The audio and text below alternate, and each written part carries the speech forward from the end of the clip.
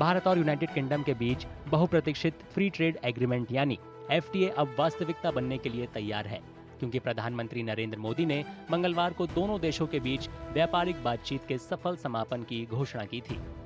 अमेरिकी टैरिफ कार्रवाइयों से पैदा हुए वैश्विक व्यापार तनाव के बीच विश्लेषक इसे भारत के लिए एक बड़ी कूटनीतिक जीत के मान रहे हैं। अमेरिकी टैरिफ कार्रवाइयों से पैदा हुए वैश्विक व्यापार तनाव के बीच विश्लेषक इसे भारत के लिए एक बड़ी कूटनीतिक जीत मान रहे हैं। विशेषज्ञों का कहना है कि एफटीए न केवल दोनों देशों के बीच व्यापार को सुगम बनाएगा, बल्कि यूरोपीय संघ और संयुक्त राज्य अमेरिका के साथ एफटीए वार्ता को जल्द पूरा करने के लिए बेस का काम भी कर सकता है। एफटीए से भारतीय कंपनियों की यूके के बाजार तक पहुंच आसान हो जाएगी।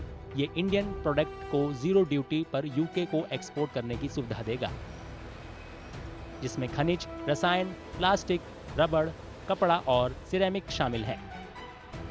इलेक्ट्रिक सामान, हथियार और गोला बारूद, ऑटोमोबाइल, फर्नीचर, खेल के सामान, रत्न, आभूषण, पशु उत्पाद और प्रोसेस्ड फूड भी जीरो ड्यूटी के लिए पात्र होंगे।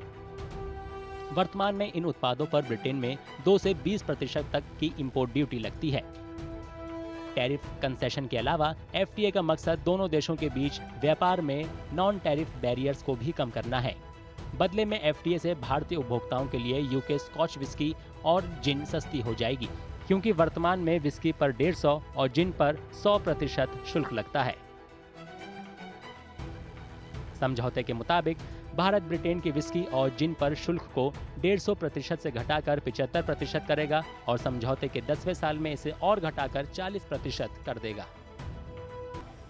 हालांकि एफटीए के तहत हीरे, चांदी, स्मार्टफोन और ऑप्टिकल फाइबर जैसे सामानों पर कोई ड्यूटी कंसेशन नहीं मिलेगा। इस समझौते का लक्ष्य 2030 तक भारत और यूके के बीच व्यापार को दोगुना करना है, जो वर्तमान में $60 बिलियन है।